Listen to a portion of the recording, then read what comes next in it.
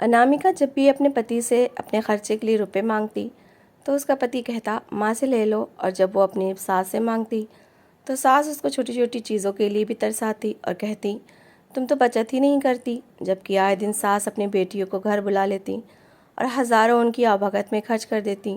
तंग आकर अनामिका ने ऑनलाइन काम शुरू कर लिया और लाखों कमाने लगी। सास ने बहू के जब बदले तेवर देखे तो बहू को चरित्रहीन साबित करके घर से निकाल दिया।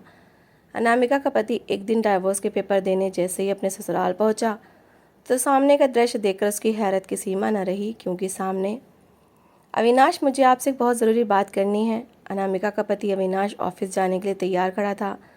वो अभी भी किचन से उसका टिफ़िन तैयार करके लाई थी। अविनाश ने अनामिका के हाथ से टिफ़िन ले लिया। उसे ऑफिस के लिए देर हो रही थी और साथ साथ उससे पूछने भी लगा कि क्या बात है। अविनाश, मुझे कुछ पैसों की ज़रूरत है, मुझे अपना नया सूट लेना है। आप तो जानते हैं कि मेरे भतीजे का मुंडन आने वाला है। वो चमकती नज़रों से उसकी ओर देखने लगी। वो अपने भतीजे के मुंडन के लिए बहुत उत्साहित थी। अनामिका, मैंने तुम्हें कितनी बार कहा है कि जब भी तुम्हें पैसों की ज़रूरत हो तो तुम माँ से ले लिया करो। मैं हर महीने उन्हें घर के खर्चे के लिए पैसे देता हूँ। वो वैसे से अंदाज में कहते हुए बैग में लैपटॉप डालने लगा। वो बेचारे मुंह बिसोर कर रह गई, क्योंकि वो उससे ये नहीं कह सकती थी कि उसकी सास तो उसे पैसे ही नहीं देती। इससे पहले कि वो पति से कोई और बात करती, वो कमरे से बाहर निकल गया। वो तो ऑफिस चला गया, मगर अनामिका बेचारी सर पकड़कर बैठ गई। उसकी आंखें भी नम हो रही थीं। जब से उसकी शादी हुई थी वो एक अजीब उलझन में फंस गई थी। जब भी वो अपने पति से अपनी ज़रूरत के लिए पैसे मांगती तो वो कहता कि माँ से ले लो, और जब वो अपनी सास के पास पैसे लेने के लिए जाती तो वो उसे हज़ार बातें सुना देती। वो बेचारी अब यही सोचने लगी थी कि अब वो क्या करे, क्योंकि उसे सूट तो लेना ही था। फिर हिम्मत करके वो कमरे से बाहर निकल आई। उसे अपनी सास से भी बात करनी थी। सास कमरे में बैठी मोबाइल पर अपनी बेटी से बात कर रही थी। वो उनकी बात ख़त्म होने का इंतज़ार करने लगी। उसे वहाँ पर आए हुए लगभग 10 मिनट हो चुके थे, मगर वो तो बस अपनी बेटी से ही बात किए जा रही थी। वो देख चुकी थी कि उनकी बहू कब से उनका इंतज़ार कर रही है, मगर वो तो उसे देखकर नाक मुँह चढ़ा गई और मुँह दूसरी ओर फेर कर हंस हंस के बेटी से बातें करने लगी। वो ऐसी ही थी, हर समय ही बेटियों से फ़ोन पर बातें करती रहती और अनामिका बेचारी को घर का सारा काम करना पड़ता, क्योंकि वो एक सीधी और कम बोलने वाली लड़की थी। वो अपने घर में लड़ाई झगड़ा नहीं करवाना चाहती थी, इसीलिए आज तक अपनी सास की असलियत अपने पति को न बता पाई। मगर अब वो थक चुकी थी। उसकी इच्छाएं तो उसके दिल में ही दबती जा रही थीं। जब उसकी सास कॉल काट करके उस सवालिया नज़रों से उसकी ओर देखने लगी। माँ जी, मुझे कुछ पैसे चाहिए, अविनाश ने कहा है कि मैं आपसे ले लूँ। वो बेचारी डरती डरती काँपती हुई आवाज़ के साथ कह रही थी, क्योंकि वो जानती थी कि अब उसकी सास न जाने उसे क्या क्या बातें सुनाएंगी। क्योंकि वो जब भी उनसे पैसे मांगने के लिए आती तो वो उसे कहती कि तुम तो एक फूहड़ लड़की हो, तुम्हें तो पति की कमाई उड़ाने का शौक़ है, कुछ पैसे बचा भी लिया करो। क्या करने हैं तुमने पैसे? सारा दिन तो तुम घर में बैठी रहती हो, तुम्हारे कौन से कारोबार चल रहे हैं जिसके लिए तुम्हें पैसों की ज़रूरत है? अनामिका की सास ने बिल्कुल वही जवाब दिया था जो वो सोच रही थी, मगर वो ये नहीं सोच रही थी कि वो इतने गुस्से से जवाब देंगी। वो तो कह रही थी कि उसके कौन से कारोबार चल रहे हैं, मगर अगर उसके कारोबार चल रहे होते तो वो क्यों उनसे पैसे मांगती? वो बेचारी तो पाई पाई के लिए अपनी सास पर निर्भर होकर रह गई थी। उसका पति अच्छा कमाता था, मगर उसके पति में बस एक ही कमी थी कि वो सारी सैलरी लाकर माँ के हाथ पर रख देता और वो बेचारी खाली हाथ रह जाती। माँ जी, आपको तो पता है कि मेरे भाई के घर बेटा पैदा हुआ है। मुझे रविवार के दिन उसके मुंडन में जाना है, उसी के लिए मैं नया सूट लेना चाह रही थी, क्योंकि मेरे पास कोई ढंग का सूट ही नहीं है। अब वो भी कांपती आवाज़ के साथ उन्हें पैसे मांगने का कारण बता रही थी। उसका दिल तो नहीं चाह रहा था कि वो अपनी सास से पैसे मांगे, मगर उसे पैसों की बहुत आवश्यकता थी। वो अपने मायके में अपना मजाक नहीं बनवाना चाहती थी, क्योंकि उसकी सारी बहनें और कजिन्स नए सूट ले रही थीं। अरे वाह, यहाँ तो पति की कमाई को अच्छे तरीके से बर्बाद किया जा रहा है। मेरा बेटा कोई मिनिस्टर नहीं लगा हुआ है जो तुम्हारी फालतू की इच्छाओं को पूरा करता फिरे। वह सारा दिन गधों की तरह काम करता है, मगर तुम्हें तो उसकी कोई चिंता ही नहीं। वो उसकी इतनी सी बात पर फट पड़ी थी। उनके कड़े तेवर देखकर तो अनामिका बेचारी घबरा गई। उसके हाथों पर पसीना आने लगा था। वो एक भोली भाली सी लड़की थी। वो खामोशी से सर झुकाए उनकी बातें सुन रही थी और उसकी सास तो बस बोलती ही जा रही थी। उन्हें तो उसे अपमानित करने का मौका मिल गया था। तुम्हें तो नए कपड़ों की कोई ज़रूरत ही नहीं है। मैंने देखा है तुम्हारी अलमारी कपड़ों से भरी पड़ी है, उसी में से कोई पहन लो। और वैसे भी मेरे पास पैसे नहीं हैं, महीने का अंत चल रहा है, घर का खर्च भी तो पूरा करना है। मगर तुम क्या जानो कि घर कैसे चलाया जाता है? तुम्हारी माँ ने तो तुम्हें कुछ सिखाया ही नहीं। वो तो अब उसकी परवरिश पर भी बातें सुनाने लगी थी। अब अनामिका में इतनी हिम्मत न थी कि वो फिर से उससे पैसे मांग सके। उसके पास कोई नए कपड़े न थे, सारे कपड़े ही पुराने हो चुके थे। वो खाली हाथ सास के कमरे से बाहर निकल आई। सास के कमरे से निकलने के बाद वो अपने कमरे में नहीं गई थी, क्योंकि उसे अभी किचन का काम भी करना था। रात को उसकी सास ने उसे बताया था कि आज उसकी तीनों नंदे घर रहने के लिए आने वाली हैं। वो अब सिंक पर खड़ी बर्तन धो रही थी और यही सोच रही थी कि अगर उनके पास पैसे नहीं हैं तो फिर कैसे अपनी बेटियों को बुला रही हैं, क्योंकि जब वो आती तो उसकी सास बहुत खर्चा करती थी। वो किचन में खड़ी अभी यही सोच रही थी कि अचानक से मोहल्ले का एक लड़का आया, जिसके हाथ में बड़े बड़े थैले थे। वो सामान के थैले अनामिका के हवाले करके निकल गया और साथ में ये भी कह गया था कि उसे मौसी ने बाज़ार से चीज़ें लेने के लिए भेजा था। जैसे ही अनामिका की नज़र बिल पर पड़ी तो उसकी आंखें फटी की फटी रह गईं। उन्होंने अपनी बेटियों के लिए पूरे 7,000 का सामान मंगवाया था। जब उसने थैले खोलकर देखे तो उसमें दुनिया जहान की हर चीज़ रखी थी। चिकन और मछली से लेकर खाने पीने की सारी चीज़ें ही उसमें थी। उन्होंने अपने नवासों के लिए बहुत से खाने पीने की चीज़ मंगवाई थी। ये देखकर तो उसकी आंखों से आंसू ही निकल आए, क्योंकि अभी उन्होंने कहा था कि उनके पास पैसे नहीं हैं और अब खुद इतनी ज़्यादा चीज़ें मंगवा ली थीं, जबकि इस बेचारी को तो बस 2,000 ही चाहिए थे। मगर वो बेबस थी। वो आज तक अपने माता पिता की परवरिश के कारण ही खामोश थी, क्योंकि उसके माता पिता ने उसे हमेशा यही समझाया था कि बेटियों का काम घर को जोड़ना होता है, ना कि तोड़ना। वो चुपचाप सारे सामान को किचन में लगे कैबिनेट्स में सेट करने लगी। चिकन और मछली उसने फ्रिज में रख दी थी। फिर किचन का काम ख़त्म करके आराम करने के लिए अपने कमरे में आ गई। अभी 20 मिनट ही हुए थे कि उसकी सास दंदनाती हुई उसके कमरे में आ गई। महारानी जी, अगर तुमने आराम से फुर्सत मिल गई हो तो आकर शाम के खाने की तैयारी ही कर लो। अभी सिर्फ दोपहर का 2 बजा था और वो उसे शाम के खाने की तैयारी करने के लिए बोल रही थी। सास की बात पर वो बेचारी हड़बड़ा कर उठ बैठी। उसने घड़ी पर टाइम देखा तो अभी 2 बज रहे थे। माँ जी, अभी तो बहुत समय पड़ा है। वो धीमे से स्वर में घड़ी की ओर इशारा करते हुए बोली। मुझे लगता है कि तुम्हारी याददाश्त चली गई है। चलो मैं फिर से बता देती हूँ। कुछ देर में ही तुम्हारी नंदे आने वाली हैं और मैं चाहती हूँ कि उनके आने से पहले सब कुछ तैयार हो जाए। वो गुस्से से उस पर चिल्लाने लगी थीं। उनका गुस्सा देखकर तो वो तुरंत बिस्तर से नीचे आ गई। वो उस पर चिल्लाने के बाद कमरे से बाहर निकल गई थीं और वो भी उनके पीछे पीछे किचन में आ गई। उसकी सास ने काम की एक लंबी लिस्ट उसके हाथ में थमा दी और ख़ुद किचन से बाहर निकल गईं। उसकी सास ये चाहती थी कि उनकी बेटियों के आने से पहले सब कुछ तैयार हो जाए। अनामिका भी अच्छी तरह से जानती थी कि उसकी सास क्या चाहती हैं। वो चुपचाप काम पर लग गई। काम करते करते शाम होने लगी थी। इतनी देर खड़े रहने के कारण उसकी कमर दोहरी हो गई थी। वो सारा काम ख़त्म कर चुकी थी। अब उसे सिर्फ आटा ही गूंदना था, मगर अब तक उसकी नंदों का कोई नामो निशान नहीं था, क्योंकि उन्होंने तो शाम में ही आना था। उसकी सास ने तो जानबूझकर ही उसे झूठ बोला था ताकि वह सारा काम ख़त्म कर ले। आटा गूंद कर रखने के बाद वो किचन से बाहर निकल आई, क्योंकि किचन में बहुत ज़्यादा गर्मी हो रही थी। जैसे ही वो बाहर आई तो दरवाजे पर बेल बजने लगी।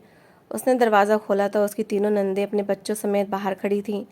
उसने अपनी नंदों को नमस्ते किया तो वो जवाब दिए बिना ही घर के अंदर आ गईं, क्योंकि उनकी माँ फ़ोन पर उन्हें भाभी के खिलाफ भड़काती रहती थी। अनामिका बेचारी अपना सा मुँह लेकर रह गई और फिर दरवाज़ा बंद करने के बाद उनके पास ही आ बैठी थी। सास बड़े प्यार के साथ अपनी बेटियों के गले मिल रही थी। ये देखकर तो अनामिका की आंखों से आंसू निकल आए, क्योंकि वो भी अपनी माँ के घर रहने के लिए जाना चाहती थी। मगर हर समय उसकी सास उसे यही कहकर रोक लेती कि अगर तुम मायके चली गई तो फिर घर का काम कौन करेगा। इस समय अनामिका यही सोच रही थी कि आए दिन ही उसकी नंदे उसके घर आ जाती हैं, तो फिर उनके घरों का काम कौन करता होगा। फिर उसने अपने पल्लू से अपनी आंखें साफ की, क्योंकि वो किसी के सामने कमज़ोर नहीं पड़ना चाहती थी। अब यहीं पर बैठी रहोगी या कोई खाने पीने की व्यवस्था भी करोगी? उसकी सास ने आंखें दिखाते हुए कहा। सास के कहने पर वो जल्दी से उठ खड़ी हुई और किचन में आ गई। वो सबके लिए फ्रेश जूस बनाने लगी थी, क्योंकि गर्मी बहुत ज़्यादा हो रही थी। उसने सोचा कि खाने से पहले कुछ ठंडा ही सर्व कर दे। जूस के साथ साथ उसने फ्रूट्स भी काट लिए थे। 15 मिनट के अंदर ही वो सब कुछ तैयार करके सास के कमरे में ले आई। मगर जैसे ही वो कमरे में एंटर हुई तो उसे अपने कानों पर विश्वास नहीं हुआ। सास बेटियों से उसकी बुराई कर रही थी और कह रही थी कि वो घर का कोई काम नहीं करती और सारा काम उसकी सास को ही करना पड़ता है। मगर जैसे उसकी सास ने उसे देखा तो चुप होकर बैठ गई। उसने सबके सामने ट्रे रखी की तो सब जूस के गिलास उठाते गए। बच्चे तो कमरे से बाहर खेल रहे थे, वो सारे घर में उधम मचा रहे थे। वो खुद भी एक गिलास उठाकर अभी कुर्सी पर बैठी थी कि उसकी सास फिर से उसे आंखें दिखाने लगीं।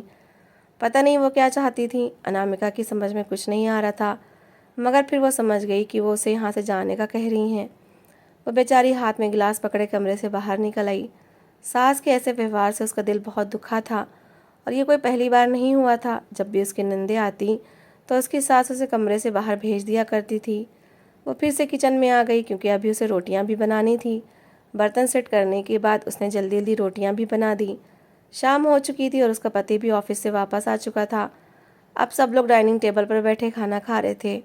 एक वो ही थी जो किचन में खड़ी रोटियां बना रही थी, क्योंकि उसकी सास ने कठोरता से कह दिया था कि उन्हें गर्म रोटियां ही चाहिए। सब लोग अब खाना खा चुके थे। सारा काम खत्म करने के बाद जब वो कमरे में गई तो उसका पति सो चुका था। ये देखकर तो उसकी आंखें फिर से भर गईं। वो तो अपने पति के साथ अपने दुख सुख बांटना चाहती थी, और अभी तक उसके सूट वाली परेशानी भी हल नहीं हुई थी।